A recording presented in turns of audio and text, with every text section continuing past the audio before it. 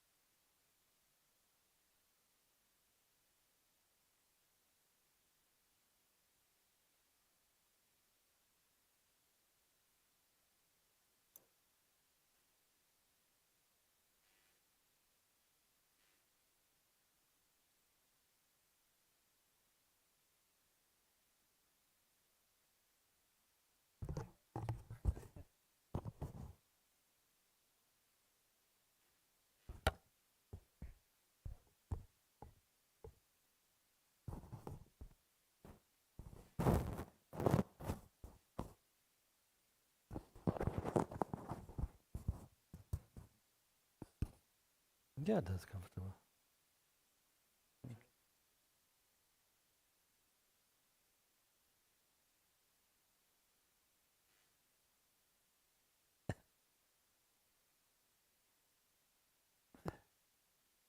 Sorry?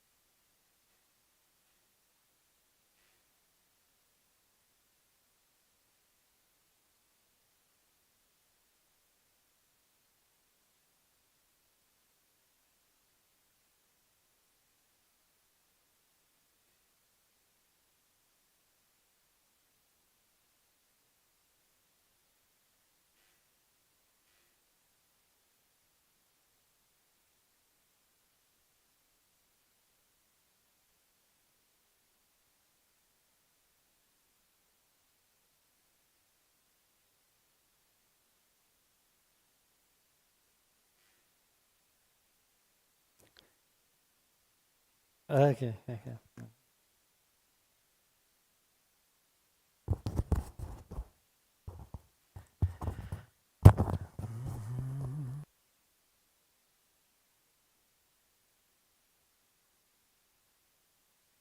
Okay.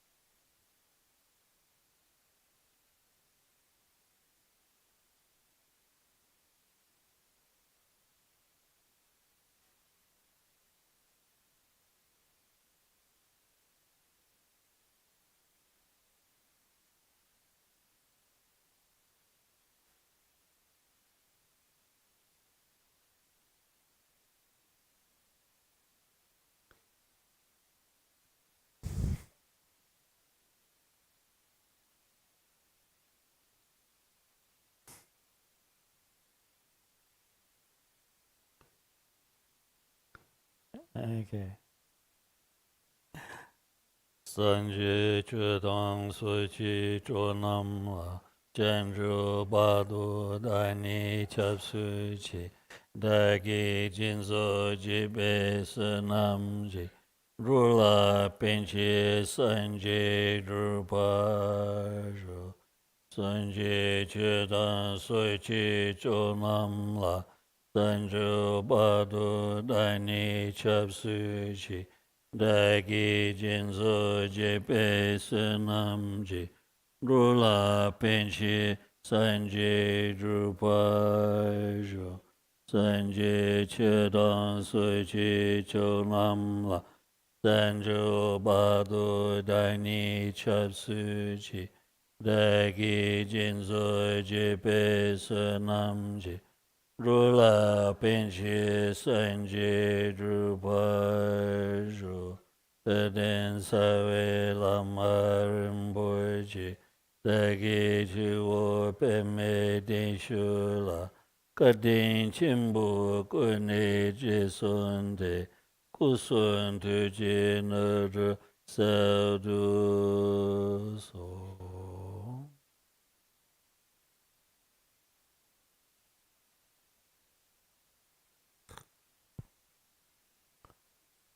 So first I'd like to say good morning to everybody. And this morning we're going to begin to study the Lojong teachings, the mind training teachings, in particular the system of practicing the Lojong known as the 7 points of Lojong, or to use the English translation, mind training.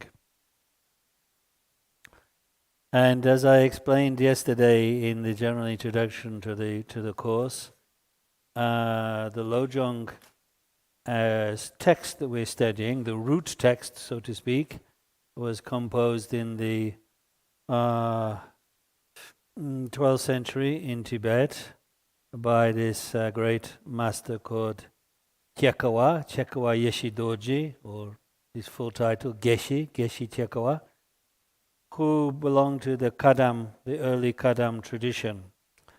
But generally this teaching then spread from the Kadam into all the schools of Tibetan Dharma, including, of course, the Kagyu tradition. So it's a teaching on meditation, and a teaching also on how to bring the essence of that meditation into everyday life, so that our ordinary mind in a sense of how it functions now, driven by self-clinging, driven by the disturbing emotions, that worldly mind, so to speak, which is the source of all suffering for ourselves and the suffering we inflict on others, can be transformed into the mind of bodhicitta, the bodhicitta mind, the enlightenment mind itself, which is characterized by compassion and wisdom, and is of course the root of achieving Buddhahood.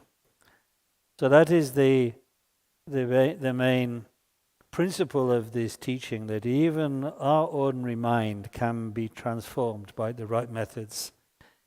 And the text of Geshe Chekawa, the 7 points of mind training, was so popular in Tibet that many commentaries were composed upon it. And in fact, some years ago, here in Kibi, I taught the commentary on it composed by the 5th Shama Rinpoche, Shama Kunchu Yenlak, which the 14th Shama Rinpoche transmitted just the year before in England and Germany.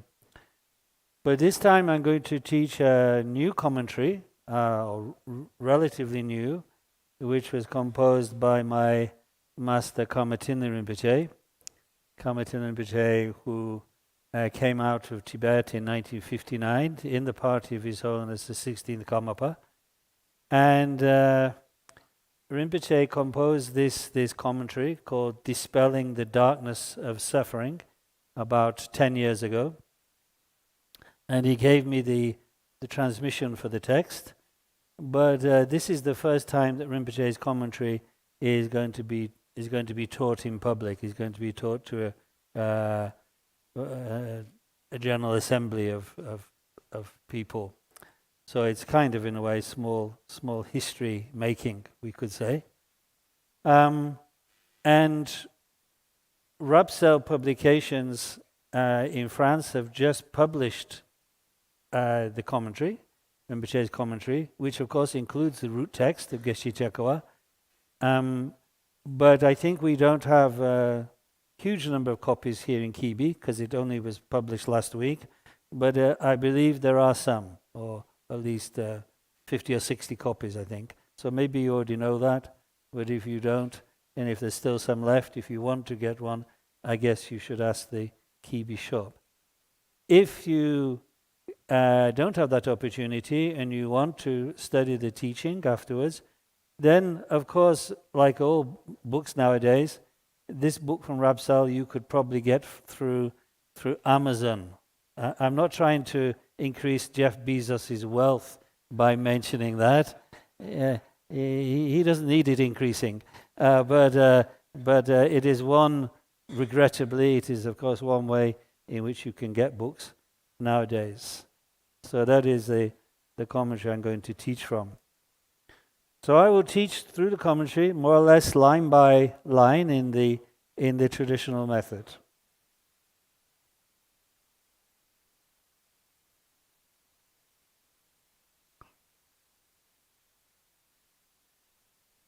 So, Rinpoche's text, its title is Dispelling the Darkness of Suffering.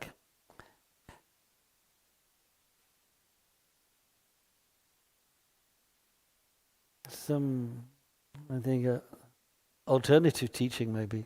I don't know.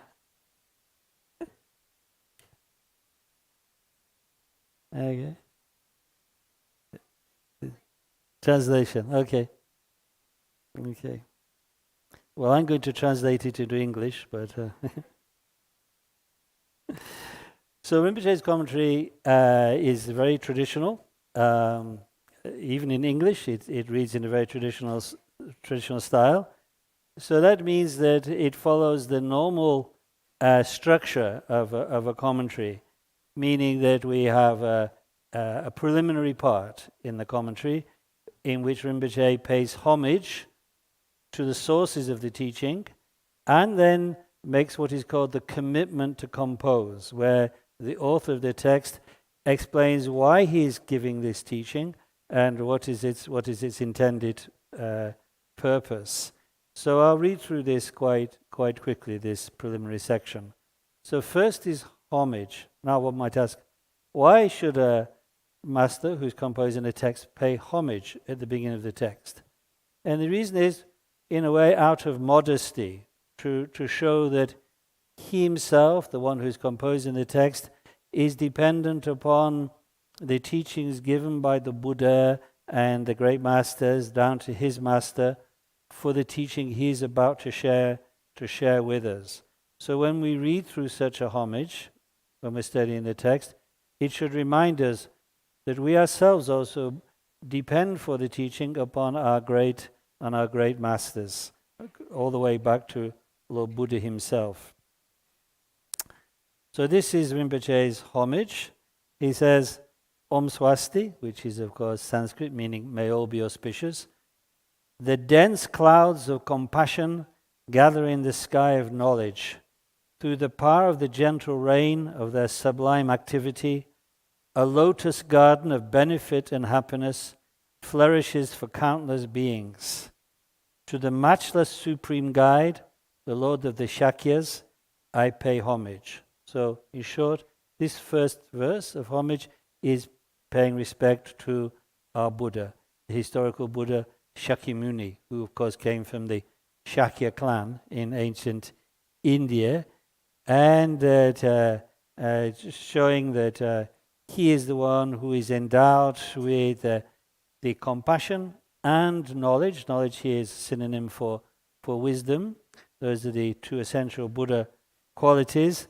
and being equipped with those, then he gives teachings which are like a gentle rain to cultivate the students, who are like a garden to be cultivated.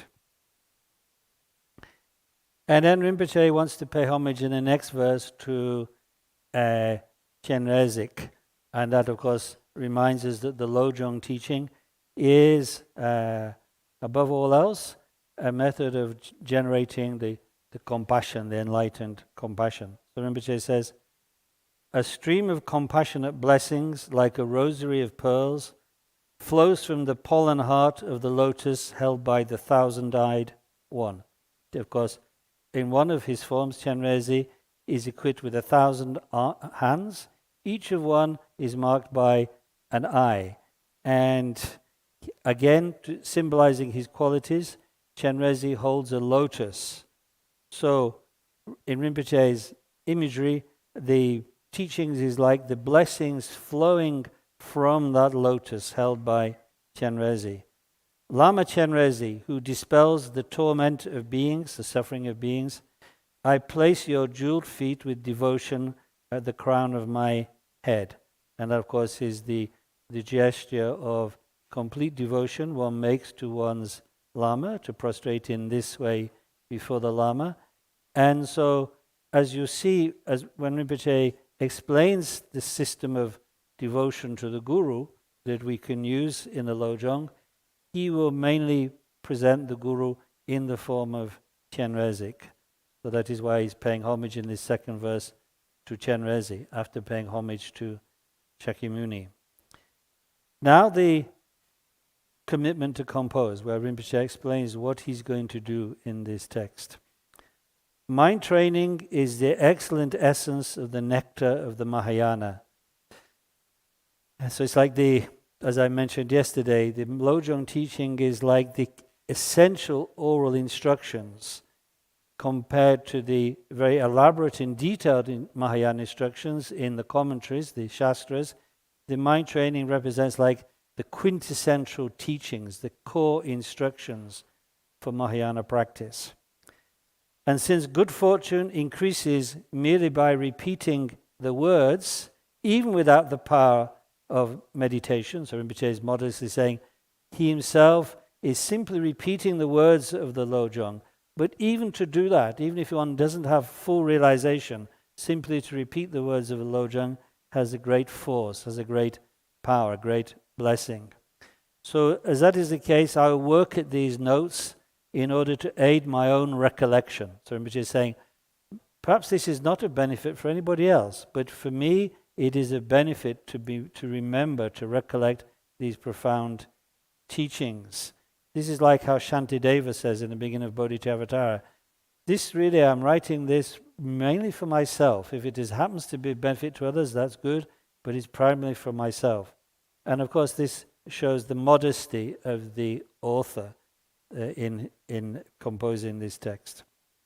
And Rinpoche continues, having composed these virtuous lines of homage, an auspicious scattering of flowers to the holy ones, so the homage is like making a offering, as one would make in front of the representations of the Buddha. I will now set out the division of these brief notes, that's Rinpoche's description of his commentary, on the 7 points of mind training. These instructions for taking negative conditions onto the path, which again is one of the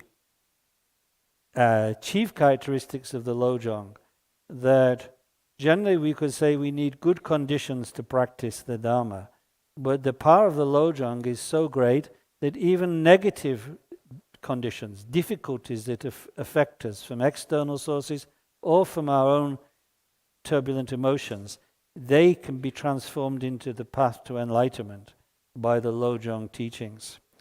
So these instructions were composed by the holder of the great injunction, the great instruction of Bodhicitta, who was called Geshe Chekawa Yeshe Doji. And they're composed by him for all practitioners of this sacred Dharma in this dark age, meaning, of course, all times since the passing of Lord Buddha show a decline in the quality of practice and the quality of realization. So now we could consider in a way that the times have really declined spiritually. But therefore this teaching is really powerful for this time. So it is in 7 parts. There's 7 chapters or 7 points to explain this teaching. First, the preliminaries, which show the foundations that we need in order to engage in Dharma practice. Secondly, the main practice, which is training in bodhicitta, transforming our ordinary worldly mind into enlightened mind, the bodhicitta. Third chapter, transforming adverse or difficult conditions into the path of awakening. Fourth, showing how to implement the practice for a lifetime in order to make the Lojong our core practice for life. Fifth, the measure of mind training. In other words, how do we check whether we are practicing correctly or not? Sixth, the pledges, the promises of mind training, analogous to the Samaya in Vajrayana. And 7, the precepts of mind training. In other words, essential advice. When we've received the teaching, here's some final advice on how we can best use this teaching. So that's the structure of the teaching. Now concerning the history of the teaching, because again it's the custom that one should explain something about the history, the transmission lineage of the teaching, either at the beginning of the teaching or at the end of the teaching. And the purpose of this is so that those who are hearing the teaching will have confidence that it comes from genuine sources, genuine enlightened sources, and has been transmitted in an unbroken lineage to this day. So, concerning the history, Rinpoche says, if one wishes to learn the detailed history of the mind training lineage, together with its extensive instructions, these can be found in the major commentaries, and as earlier commentaries written on the Lojong before this present one, such as The Excellent Path to Enlightenment. The commentary called The Excellent Path to Enlightenment is a commentary composed by Jamgon Kongtrul Lodrotai in the 19th century, which of course Rinpoche himself received, and he's in some way following that here. So he says, there you can find a more extensive history. So here I'll just give a brief summary of the history.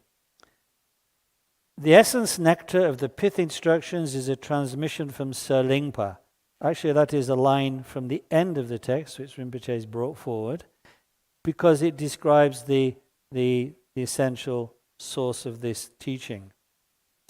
Sir Lingpa means the one from the Golden Island, and it refers to the teacher, the main teacher of Atisha, whose Dharma name was Dharmakirti, not to be confused with the great Buddhist master of logic or Pramana. It's a different Dharmakirti, who lived in what is nowadays currently Indonesia, probably the island of Java, which at that time was quite a Buddhist place. So Rinpoche says some more about this.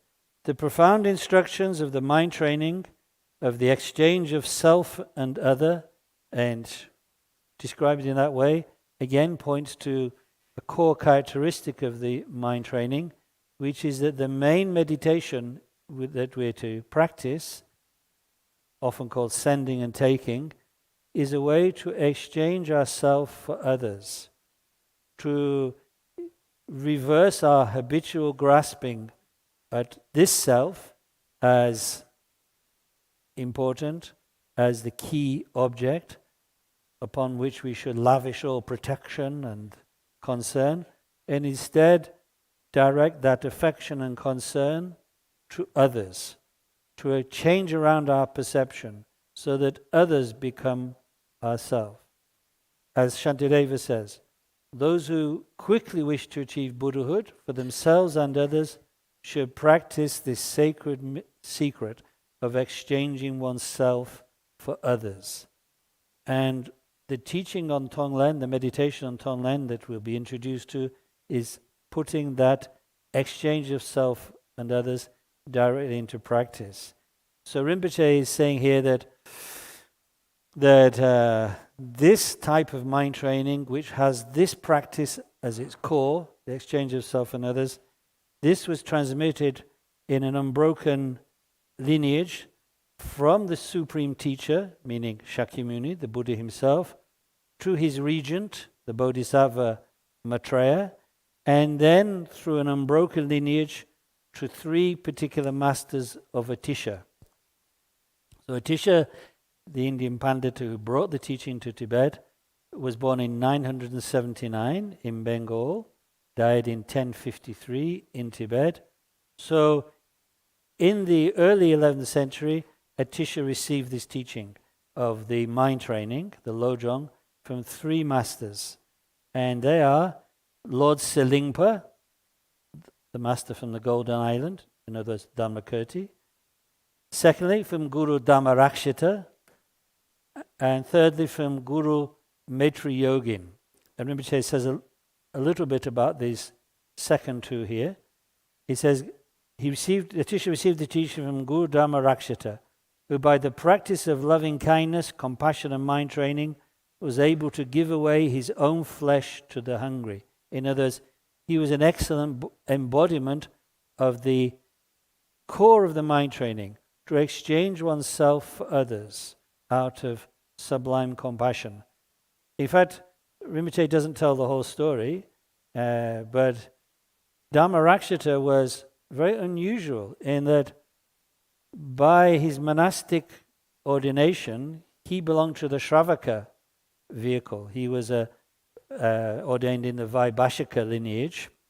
And so he didn't actually hear any Mahayana teachings, actually, as a monk. But he seemed to have a natural inclination to the Mahayana through karmic reasons. So at one time, there was a person who had a terrible illness, fatal illness, or illness that would kill him. And the only cure for that was to eat human flesh. Luckily, the pharmaceutical companies have not thought of marketing this yet, but we shall see. So Dhammarakshita realized that this is the only thing that would cure this person. So he, out of his natural compassion, felt he must help him. So he sliced some of his own flesh off and gave it to this man, which had the effect of curing him. But he himself suffered great pain, really terrible, terrible pain. But while he was suffering from this terrible pain and unable to sleep, Chenrezig appeared to him. Of course, he didn't know who Chenrezig was because he was a Hinayanist. So this white being appeared to him, who was in fact Chenrezig, and Chenrezig healed him and gave him the teachings on emptiness, the Mahayana teaching on emptiness. And as a result, Dhammarakshita was cured of his own pain from his great compassionate deed and properly entered into the Mahayana. So that is Dhammarakshita's story. And later on, he composed some instructions on mind training himself, such as a famous text called The Wheel of Sharp Weapons, which is in the collection of Lojong teachings called the Lojong Jatsa, or 100 Lojongs. And then so he was the second master to give the Lojong teaching to Atisha. And then the third master was Guru Maitri Yogin.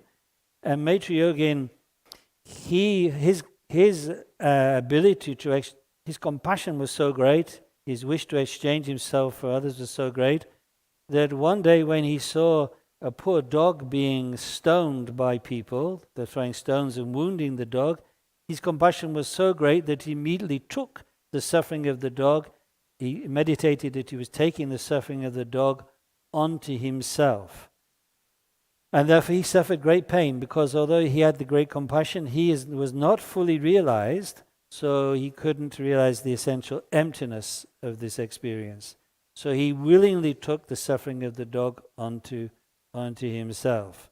And later on, he also composed texts of Lojong and became one of Atisha's teachers. So you can read more about these masters in other sources. Anyway, Rinpoche continues. In general, 72 gurus bestowed sutra and tantra teachings upon Lord Atisha, but principal among those 72 were these three who transmitted the mind training instructions. In other words, for Atisha, he had many great masters, like including Naropa was a master of Atisha, from whom he received Evajra initiation. But nevertheless, for Atisha, his most important masters were these three who gave him the Lojong teachings. So that in Tibet, as Rinpoche says, whenever Atisha mentioned the names of his other teachers, he joined his palms together at his heart, like in reverence. But when he mentioned Salimpa's name, he joined him at the crown of his head in boundless devotion, and tears fell from his eyes. And when his Tibetan disciples, asked him why he showed such devotion to Dhammakirti, Atisha replied, because this bodhicitta of exchanging self for others, which I have practiced, is the result of the kindness of Dhammakirti. So from the time of his arrival in Tibet, Atisha turned the wheel of Dharma in the same way. And it was emphasizing Lojong as the core teaching, just as he himself had understood from his own teachers, and continued Lord Selingpa's tradition of the profound mind training. The lineage then passed by degrees to Chekawa Yeshidoji. In other words, Atisha gave it to his principal disciple, the layman Dromten. Dromten gave it to his disciple, Geshe Potawa. Geshe Potawa gave it to his disciple, Geshe Sharawa, and Sharawa gave it to Chekawa Yeshidoji, who is the actual author of the root text, the 7 points of mind training. And then Rinpoche says, the main topic of this text is to be, actually Rinpoche is quoting from the root text, the main topic of the text is to be understood in accord with the examples of the diamond, the sun, and the supreme tree. This line is not found in Contra Lodro Thay's commentary on the root text, but it's here, so Rinpoche quotes it. So to explain these analogies, he's comparing Lojong to these three things, the diamond, the sun, and the supreme tree.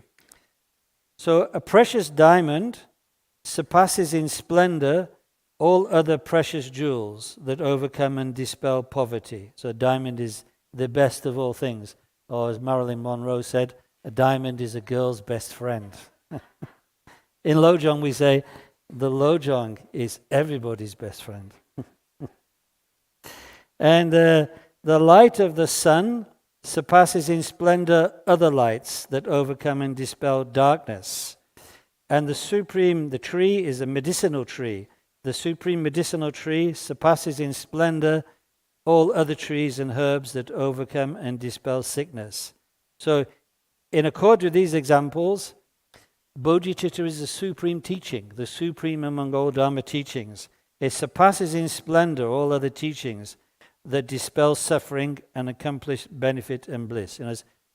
To dispel suffering, there is no greater teaching than Lojong. To produce benefit and produce bliss or happiness, there is no greater teaching than Lojong. By these three examples, therefore, the excellence of the profound Lojong teaching is demonstrated. And again, to demonstrate the great power of Lojong, Rinpoche again brings up a line that would usually be the end of the root text. At the time of increase in the 5 degenerations, this, meaning Lojong, is a method by which to transform the degenerations into the path to enlightenment. So as Rinpoche explains, this line means that in this present age of strife, the power of the 5 degenerations, such as degeneration in people's view, it's declined, their emotions have declined, and mainly the disturbing emotions or defilements.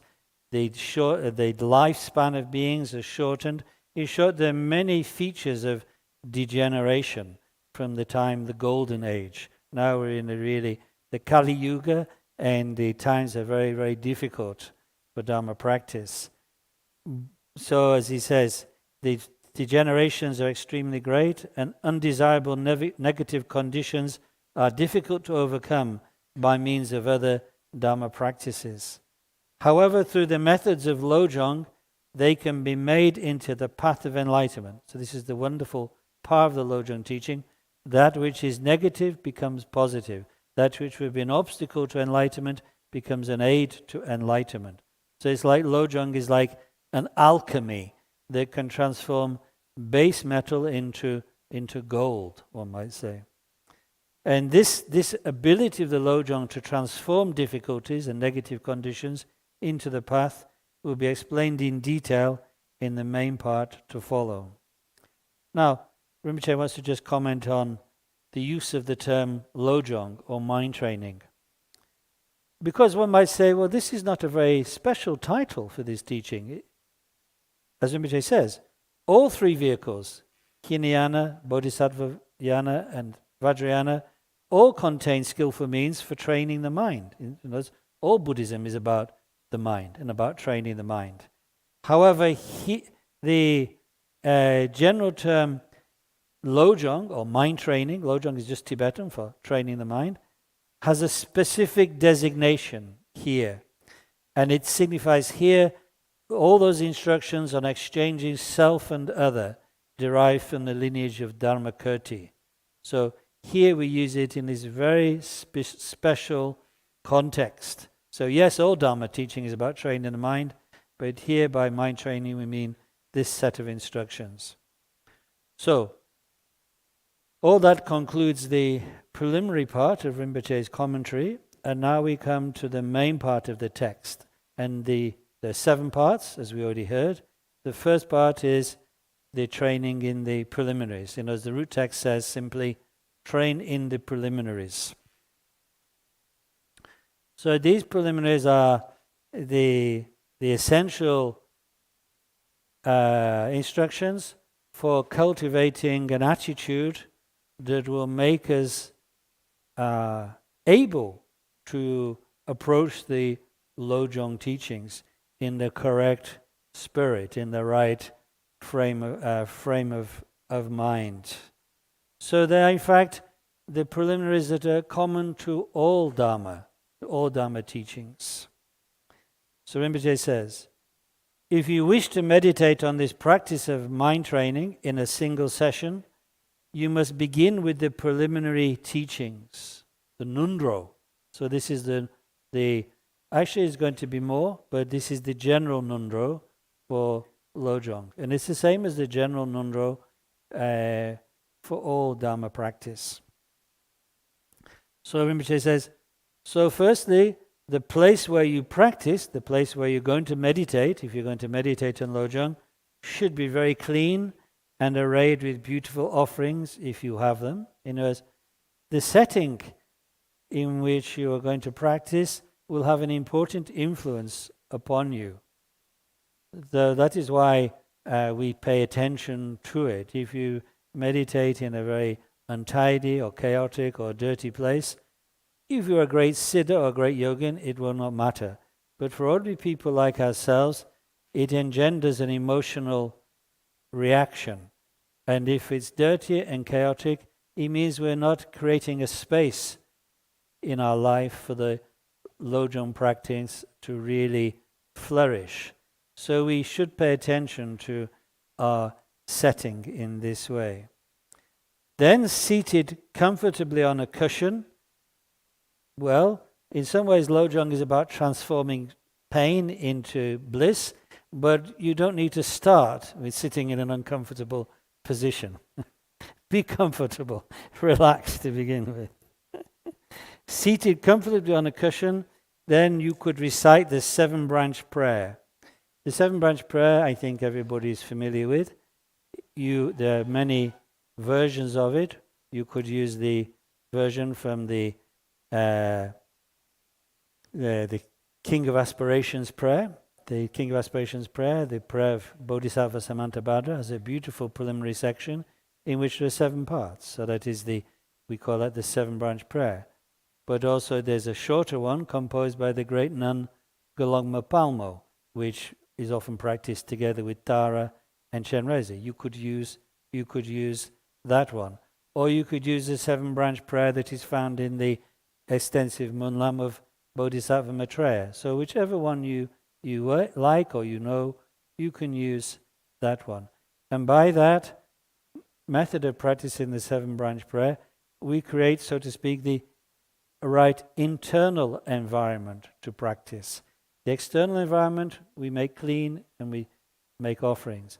Internal environment, we make prostrations through reciting this prayer, we make mental offerings, we confess our negativities, and so on in seven steps. So it's like an internal purification to recite the 7 branches. And then Rinpoche says, after that, then train in the motivations common to the greater and lesser vehicles. And this is the specific set of instructions to reflect upon, which are none other than the famous 4 thoughts that turn the mind to Dharma, the 4 thoughts that turn the mind to Dharma, which are, of course, the preliminaries also for many Vajrayana Nundros, many Vajrayana preliminaries, such as the preliminaries for Mahamudra. They begin with the 4 thoughts that turn the mind to Dharma. And so here does the Lojong. So Rinpoche simply reminds us of what these topics are. These include the difficulty of finding the freedoms and endowments. In short, it is difficult to have gained the situation we have right now, which is that we have a precious human birth in which our Buddha nature, our potential for enlightenment, can come to fruition in comparison with all those forms of life which, through karmic reasons, don't have the freedom to practice the Dharma, neither do they have the contact with the Dharma that is described as 10 endowments. We have, so we should reflect on that, to enthuse ourselves to practice the Dharma. Secondly, death and impermanence. Although we have precious human birth, and therefore are, in that way, suitable vessels for the Dharma teaching, this is an opportunity that exists in this moment, but we don't have any certainty it will exist any longer. And that is because everything that is arising arises from cause and conditions, and is therefore disintegrating in its very moment of being produced.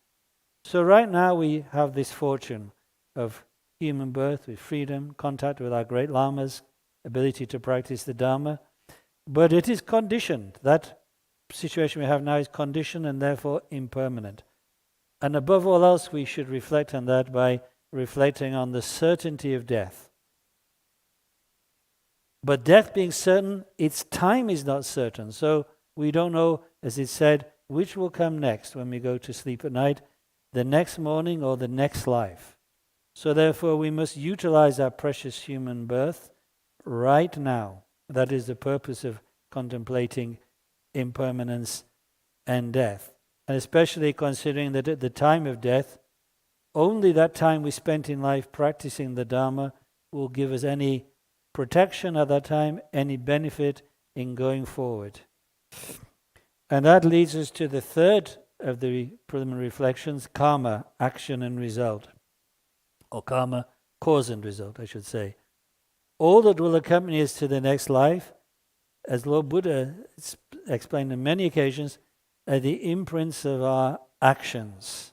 We will go alone to the next life, like going naked, but our mind will be accompanied by the imprints of virtue and non-virtue that we have created through our actions. So the third preliminary for the teaching is to take cause and karma, cause and result, because our actions are the causes and the sufferings and happiness in the future are the results, to take that with great seriousness, to be very scrupulous and careful in choosing to act virtuously, to free ourselves from the motivations of desire, hatred and ignorance, and replace them with their opposites, and therefore create merit, which will lead to happiness, rather than practice non-virtue, which will lead to suffering. Because all the happinesses and sufferings are karmically produced. They're not given to us by a god, they're not given to us by a devil, they don't come about randomly, they come about by our choice to act in certain ways. We are the makers of the world through our karma, through our actions. So we need to reflect on that very deeply, or else, again, will not be a suitable basis for the Lojong teachings. And then finally, we should reflect on the defects of samsara. The defects of samsara are that no matter what situation in samsara we are presently occupying, whether it be human life, life in the lower realms, or even the higher realms such as the gods, the celestial realms and so on, in fact there is suffering. Perhaps some suffering is obvious, the suffering of the lower realms, which we could call the suffering of suffering, where the only happiness for the beings who are temporarily in hell or in the ghost realm, in the animal realm, the only happiness they ever experience is when the suffering comes to an end. As the karma that produced it wears off, the suffering will eventually also wear off, will finish. So there's not any other happiness in the lower realms. In the higher realms, like our realm and the God realm, there sometimes seems to be happiness, but still it's, as Lord Buddha said, just suffering in another form. Why is that? Because of its very impermanence. In this realm, it's like things come as happiness, but in their disappearance, they produce suffering. So it's the opposite to the lower realms. There, it's suffering until there's the happiness of it ending. Here there can be happiness until it's the suffering of it ending. So no matter where we are in samsara, there is suffering. And above all, there's the suffering of clinging to our body and mind, clinging to our five aggregates as if they are a real substantial self. That is a suffering in itself. We call that the suffering of conditionality. So there are three types of suffering. Suffering of suffering, suffering of change, suffering of conditionality. And it's important for us not to fool ourselves any longer, but to really see that that is the nature of samsara.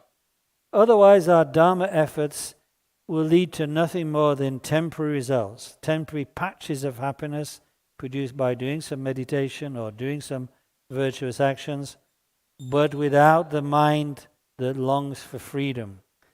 We contemplate the defects of samsara, in other words, to kind of straighten up our values so that we aim just for freedom from suffering. We're not content with any lesser result than that. And also, for Lojong practitioners, to contemplate suffering in this way is extremely important, because how else can one engage in compassion to others unless one has some understanding of the suffering that beings are subject to? So when we hear the teachings on the suffering of samsara, it should already in us be producing a feeling of compassion for the beings who are there. Like Zapata Rinpoche says in the Kunzalama Shellang, when we hear about suffering of the hell beings, we shouldn't just think, oh, I don't want to go to hell. We should, of course, think that, and therefore we should choose virtue rather than non-virtue. But we should also think with compassion and sympathy on those beings that are right now experiencing hell. And that is, of course, the very way that Lord Buddha first generated bodhicitta, the aspiration to become a Buddha for others. When due to negative karma, he went to hell, and then seeing the sufferings that other beings were afflicted by, he decided to take that suffering on himself, to substitute himself for them. And with that thought, bodhicitta arose, and he began the path to Buddhahood. So for us, contemplating suffering has this second purpose, as well as in generating us a wish to be free from samsara, it generates compassion for those who are suffering. So by recollecting these four thoughts, which are taught extensively in other sources, so there's no need for us to go over that. So for instance, you can study the four thoughts as they're explained in the Tagpo Tajin, the Jewel Honor to Liberation, or in Jamgon Kongtrul's Lamp of Certainty, the commentary on the Mahamudra Nundro, or as I said in Patra Rinpoche's Kunzan Lama Shellang, or in many sources. you find extensive teachings on the four thoughts. So you can utilize those teachings here in accomplishing point 1 of the Lojong. So that is point 1, the general nundro.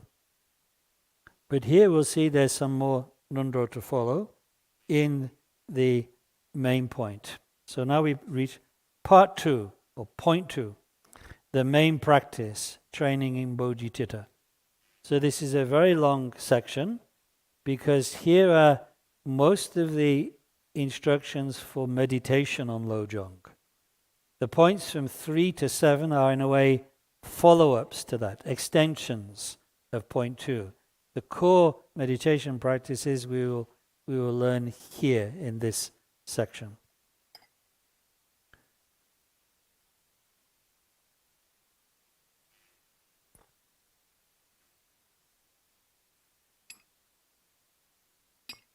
So it's as you are sitting, you've practiced the preliminaries just described, culminating in recollecting, remembering the four thoughts that turn the mind to Dhamma. And now you are ready to go further. So Rinpoche says, so this is, I should point out, the instructions, the main instructions you're going to hear are twofold. One, instructions on how to meditate on ultimate bodhicitta. And we'll define that shortly. In second, how to meditate on conventional or relative bodhicitta. One might say the first is how to generate wisdom. And one might say the second is how to generate compassion, which of course the twin elements of bodhicitta. So, there are two distinct types of meditation, as you'll see, but they have common preliminaries. At the beginning of each session, whether you're meditating ultimate bodhicitta, wisdom, or conventional bodhicitta, compassion, you should practice these following preliminaries that Rinpoche will detail to us, having done the common preliminaries from point 1. So Rinpoche says, then having taken refuge and recited the 4 immeasurables, or 4 limitlesses, as they're sometimes called, generate the uncommon bodhicittas of aspiration and application as follows. So, every Dhamma session, if one is a Buddhist, begins with taking refuge. Because taking refuge in the 3 jewels, is what makes us a Buddhist. A Buddhist is one who has taken refuge, gone for protection, in short, from the sufferings of samsara, etc., to the 3 jewels.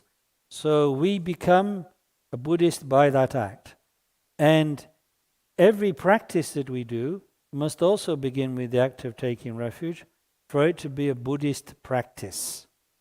Otherwise, it is not a Buddhist practice. And Rinpoche says, so at this point you recite whatever refuge, version of refuge you're familiar with.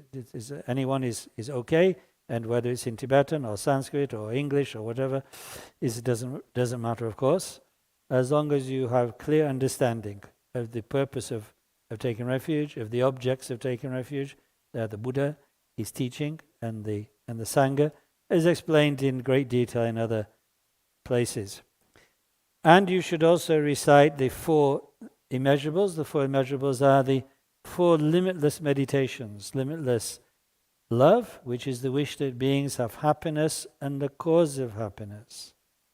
It's called limitless because one wishes this to all beings without any limit, without any partiality. And one wishes happiness to exist for them for limitlessly in time. So limitless objects, limitless time. And it's happiness and the causes of happiness, meaning they have happiness that's created by virtue. And we wish them to have happiness in the future, of course, so we wish that they will practice virtue. That is the meaning of loving kindness for us. We wish also that they're free from suffering and the cause of suffering. This is the second immeasurable, the meditation compassion. We wish that they enjoy the state of the happiness of being free from suffering. This is the third immeasurable, called limitless sympathetic joy or limitless joy. And the fourth immeasurable is equanimity. That is to say, that we pervade all beings with love and compassion equally, without attachment to those who are dear to us and aversion to those who are distant from us. So our equanimity, it's like, as Pater Rinpoche says, it's like we've invited the whole world without limitation to a feast of joy and happiness. So equanimity is not indifference, being neutral to all beings. It's this welcoming them all without distinction into love and into happiness and freedom from suffering. So those are the four immeasurables. Again, one can study them in more detail, like in the jewel ornament or Kunzan Lama Shelong. And they are specifically here as a preliminary to the third step, which Rinpoche has signified, generating the bodhicitta of aspiration and application.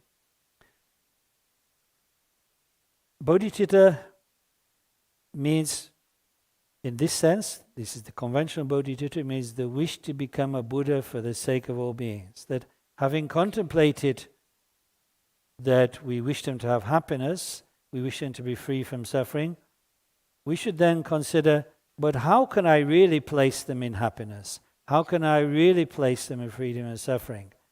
I don't have that power. I myself am subject to ignorance and the disturbing emotions. So it's impossible for me to do this. I wish it, but it's impossible for me to bring it about. And similarly, if I look around the world, there are powerful beings, perhaps even gods and so on, who rule the elements and the directions, even up to Brahma in the pure realms, in the pure heaven realms, the formless heaven realms, even beyond the form realms. But the gods also don't have this power. And the Shravakas who've achieved the level of being arahats, having released themselves from their own personal suffering, they also can't do it. The only beings who can place others in true happiness and true freedom of suffering are Buddhas, because they're equipped with limitless compassion, all-pervasive wisdom, and unrestricted power to implement that compassion and wisdom for others. In short, these are the three qualities of a Buddha through which a Buddha benefits others. They can do it. But then one should think, but I have the seed of that. I have the Buddha nature. I have the potential. The nature of my mind is, in fact, primordially pure. It's temporarily obscured by the disturbing emotions, ignorance, but there is the potential for Buddhahood within me even now, as it is within all beings. So if I make this commitment now, this aspiration to become a Buddha for others, it will come about. So moved in this way by the suffering of others, and then by asking ourselves how we can benefit them best, we come to generate this wonderful aspiration. May I become a Buddha for the benefit of all beings. But that's not enough, because like Shantideva says in Bodhitavatara, chapter 1, the aspiration aspect of bodhicitta is like wishing to go somewhere. But one must also set out on the journey. One must commit to set out on the journey to that place one wishes to reach. So one must then also commit oneself to that. And that we call the bodhicitta of application, or bodhicitta of entering into the path that will bring about the result of me being a Buddha for others. So therefore, Rinpoche expresses this twin aspect of bodhicitta, which should be there, the preliminary to our practice, because why else would one meditate Lojong? As he says, in order to quickly benefit all sentient beings, I must attain the level of a completely perfect Buddha. For this reason, I will train in the profound instructions of Mahayana Lojong. So one should recite this version of the bodhicitta prayer 3 times. And of course, this is the core of the Bodhisattva vow, which signifies to us, or should signify to us, that the Lojong teachings as a whole are to be practiced with this Bodhisattva vow ethic, with this bodhicitta. They are an aspect of Mahayana. They make no sense outside of the Mahayana. So they're not a kind of self-help practice. They're not a kind of self-therapy practice.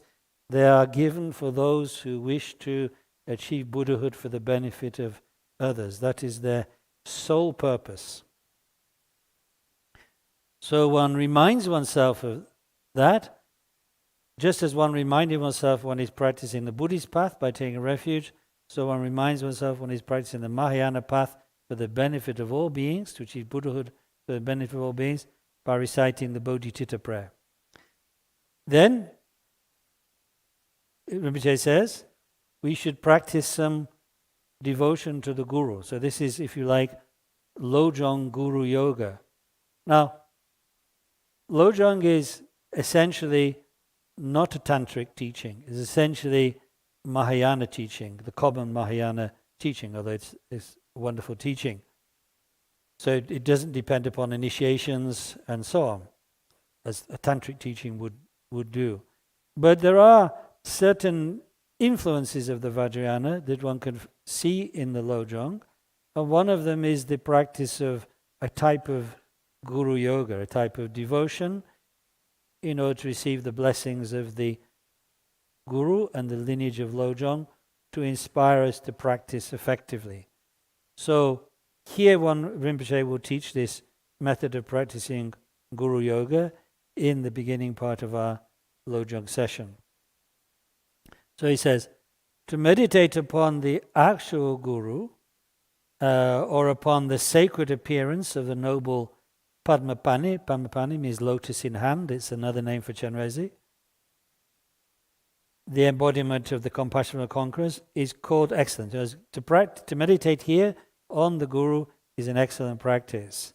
So when Contra Lojong Thaye explains this in his commentary, he describes the Guru as in ordinary human form, meaning one's root Lama, who has bestowed the teachings upon one, in particular Lojong teaching, one just sees as in ordinary form, reflecting again the fact that it is not a tantric practice. But Rinpoche here says that we could also, if it is more suitable for us, more inspiring for us, see the Lama in the form of Chenrezig. So he says, and that is, of course, because Chenrezig is particularly important, like symbolizing the qualities of realized compassionate bodhicitta. He is, after all, the Buddha who is the embodiment of the compassion of all Buddhas. So it is really appropriate to take him as the visualized form of the Guru. So he says, therefore, visualize one's root Lama as actually present in the form of noble Chenrezig upon a lotus or moon disk at the crown of one's head. Of course, this is a position of respect, that one visualizes the noble object of the Lama above one in this way.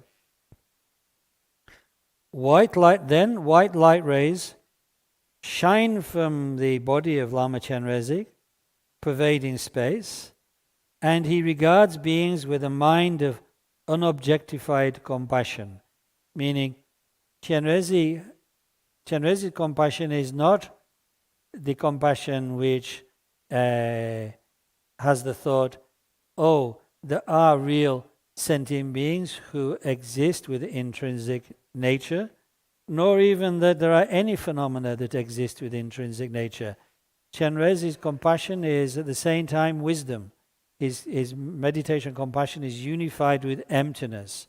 So we call this the non-objectifiable, or the migme compassion without any reference, which is distinct, of course, from our still dualistic type of compassion, limited compassion.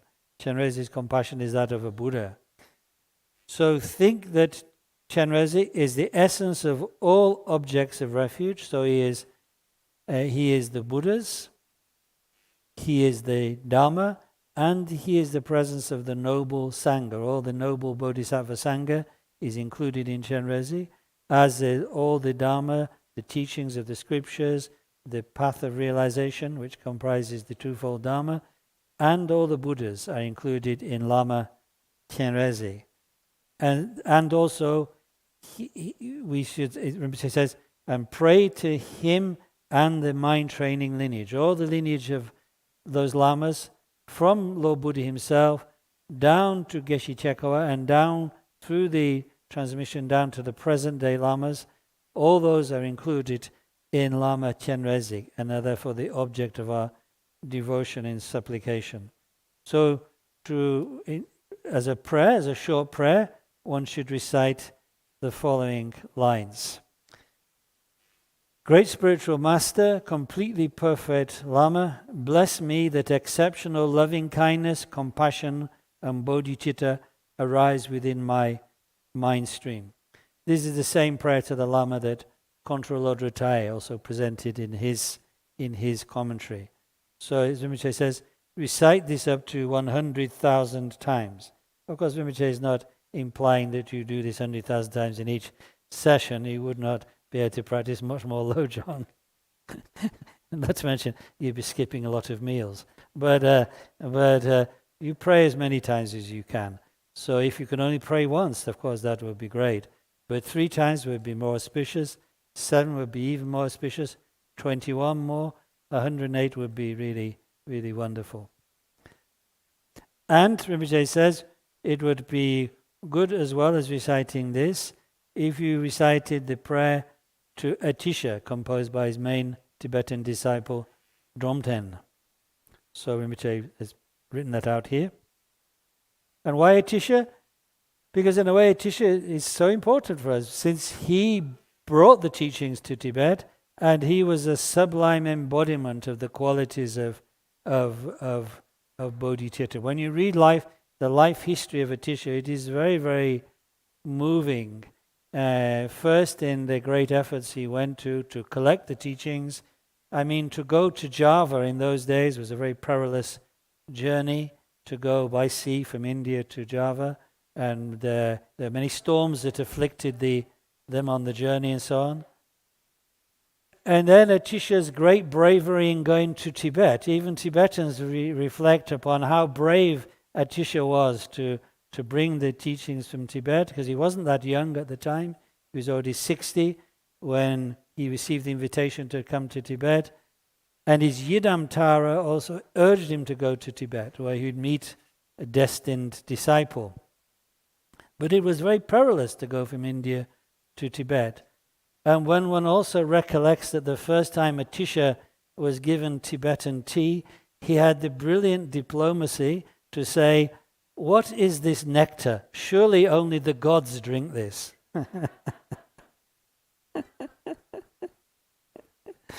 When one reflects on this kind of experience that Atisha had in Tibet, then one should be really amazingly grateful and inspired by his wonderful example.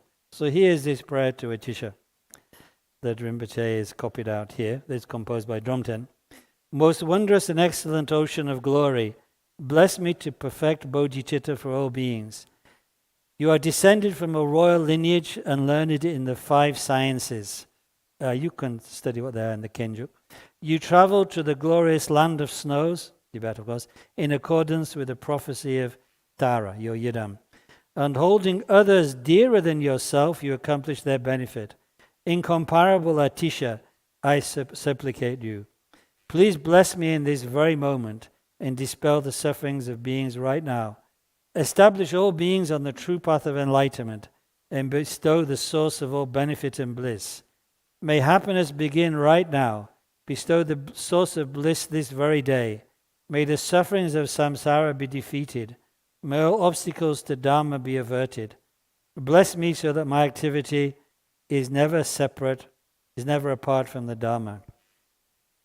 So Rinpoche says, you could make this prayer from the core of one's heart until a fierce or genuine devotion has arisen. The devotion which is gratitude to Atisha for his kindness to us, and inspiration that we wish to also realize the same bodhicitta, the same degree of bodhicitta as Atisha himself.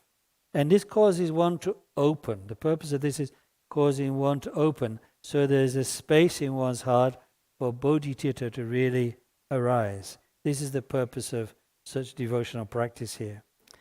Following the prayer, whether you made just a short one or this longer one also, Lama Chenrezig, you should visualize that Lama Chenrezig descends through the aperture of Brahma, so through your fontanelle, at the crown of one's head. Clear and smiling, he dwells then upon a lotus and moon seat within a pavilion or a tent of light in the center of one's heart. So he goes from the crown to the heart. And think that his mind and your own mind are now mixed together inseparably, and rest for a moment in equanimity. Just settle the mind. No longer visualizing, no longer concentrating, but just with this peaceful confidence that your mind and Atisha and Lama Chenrezig's mind, which of course includes Atisha and all the lineage lamas, are now one and the same. And that is because, of course, the Buddha nature of Chenrezig, the Buddha nature of Lama Chenrezig, the Buddha nature of all the Buddhas, and one's own Buddha nature are not qualitatively different. They're actually, in essence, one and the same in being endowed with enlightened qualities. So therefore, it's like the water from two glasses. The glasses have been broken and the water mixes together inextricably because they both have the quality of being water. So that is what is achieved now by the descent of Lama Chenrezig into your heart. So it's preparing you for meditation on Lojong. So Rinpoche says, begin all sessions in this way. Now, he wants to say a little bit more in terms of background to the Guru Yoga.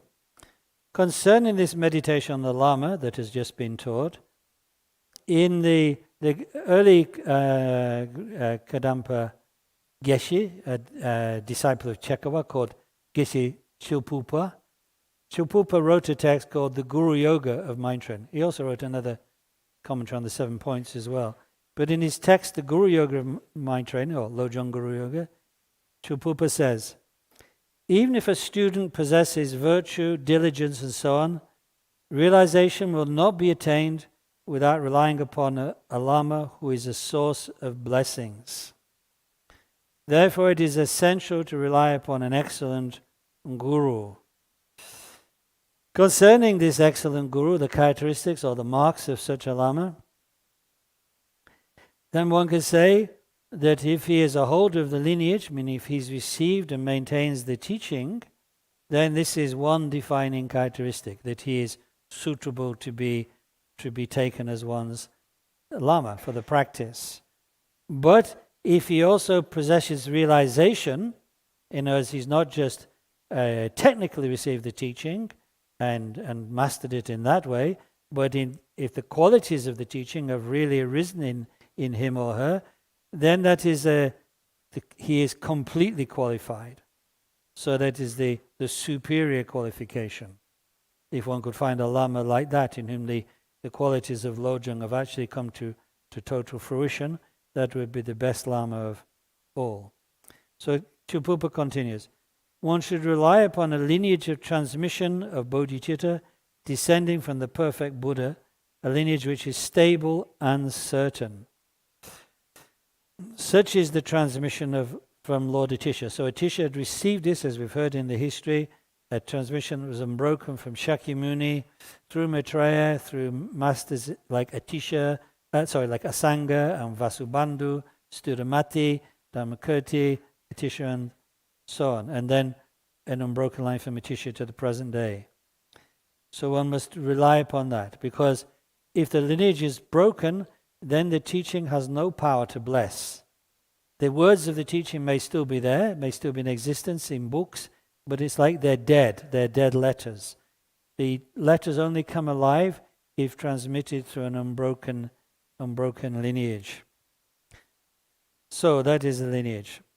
And we can also say we rely upon this through the door of meaning, and that signifies to accomplish through our body, speech and mind what has been taught to us by the Lama. So this is one way to show devotion to the Lama, that you accomplish his instructions in your physical actions, in your speech, and in your mind.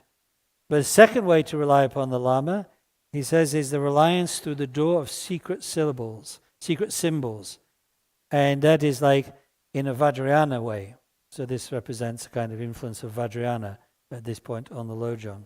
And this means to visualize the Lama at one's heart center or the crown of one's head, and to supplicate him or her with devotion. So in other words, the Lojong teaching is now, so to speak, borrowing into Lojong this instruction from the Tantras, from the Vajrayana. Because in the Vajrayana it says, during the day, visualize the Lama on the crown of your head.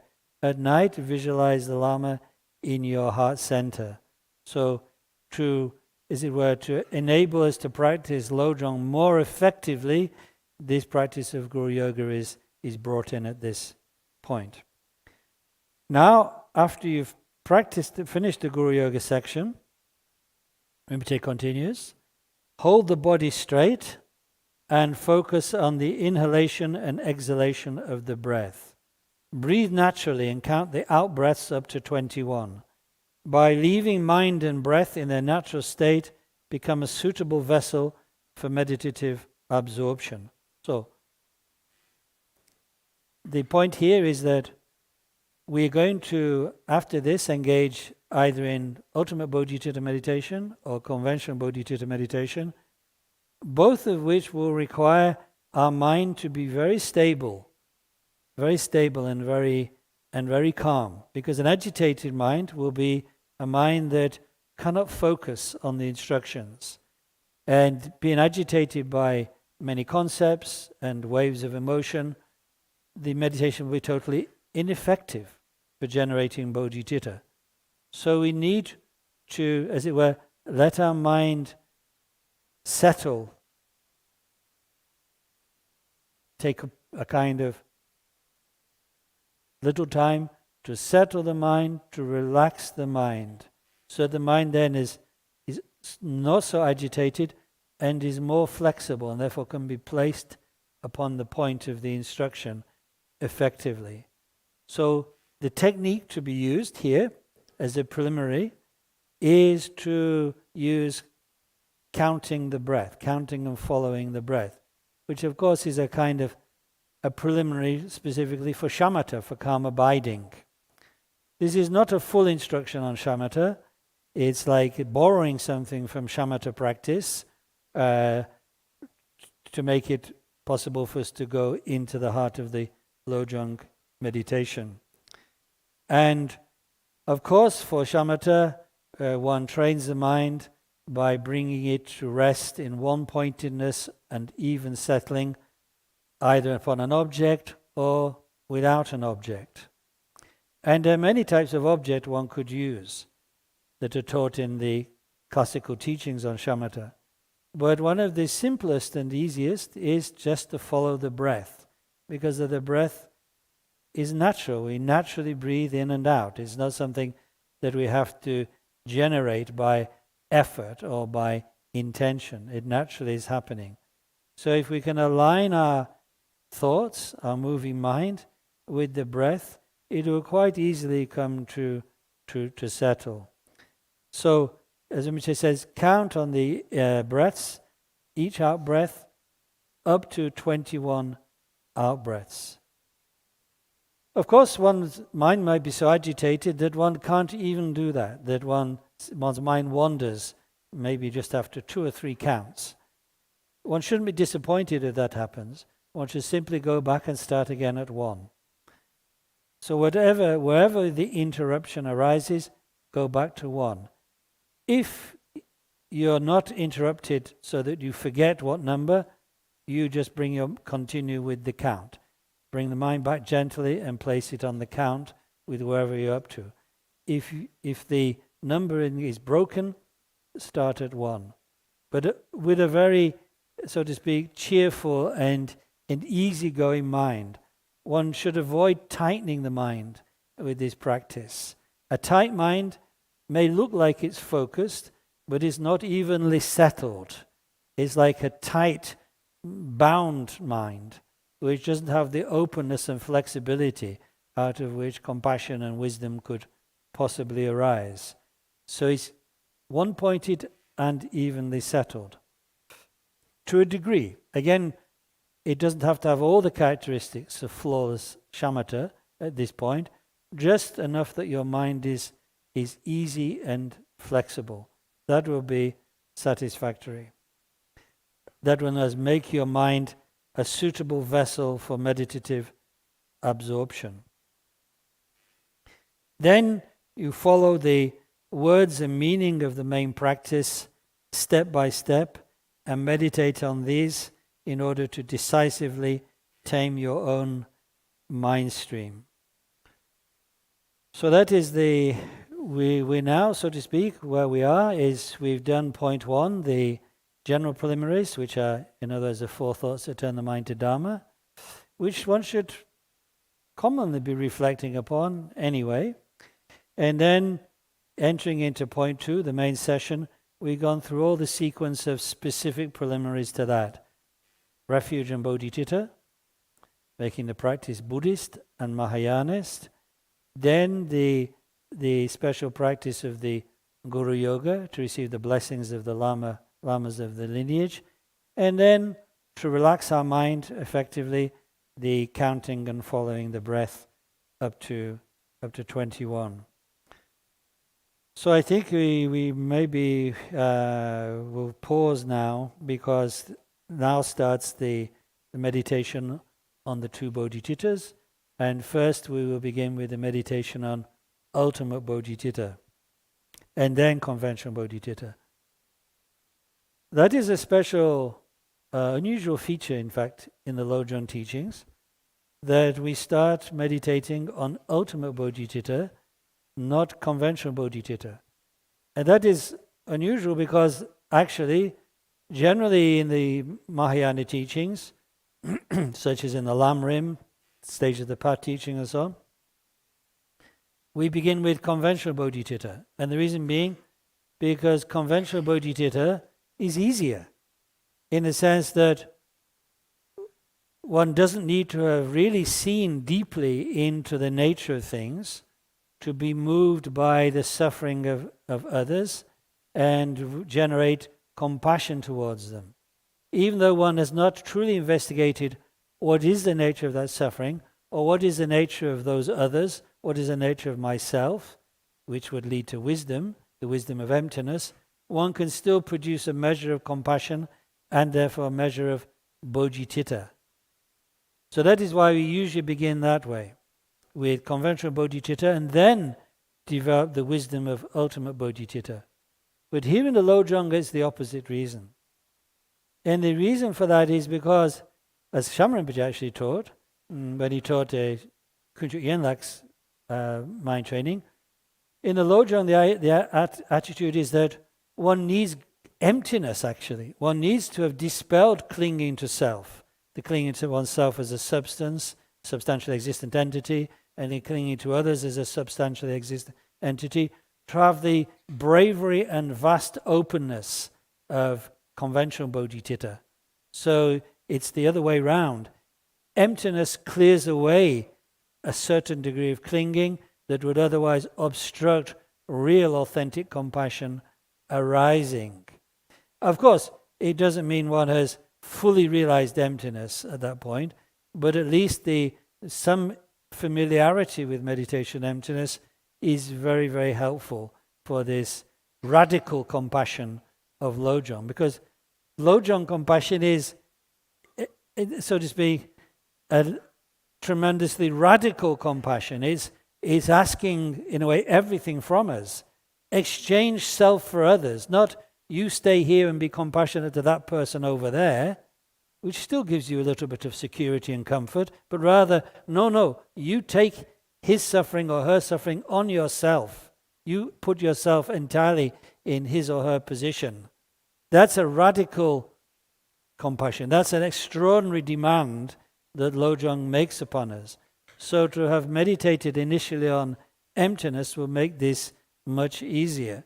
So this is the reason why in Lojong we begin with ultimate bodhicitta and then practice the conventional bodhicitta. So the next time we meet, as the witches said in Macbeth, we will be discussing ultimate bodhicitta. So let's finish now with a dedication of merit. Sunam di tamshi zigpa ne tobe nepe dranam pamche ne shiganachi bala drupaye sepe sole droa sho. Okay. So enjoy lunch, everybody, and then of course we'll all be, you know. When I was young, I thought of going into rock and roll, and then I would appreciate the applause. Now I'm too old. So we'll meet, of course, first of all, in the presence of His Holiness, who is the supreme embodiment of bodhicitta. So even though these are just words, this afternoon we'll be in the presence of bodhicitta.